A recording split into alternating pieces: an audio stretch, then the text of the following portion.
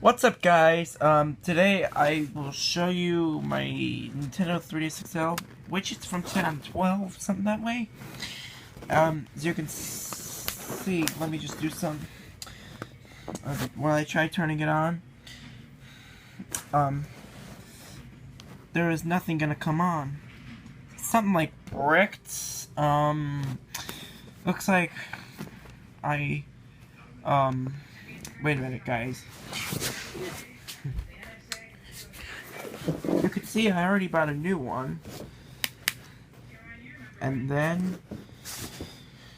I think it works. As you can see here.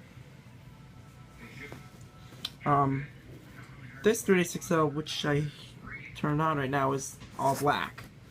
But the non-working one is red and black, you see? So it looks like I'm gonna have to sell it. Oh yeah, and notice this is AA Heart of Wildwoods.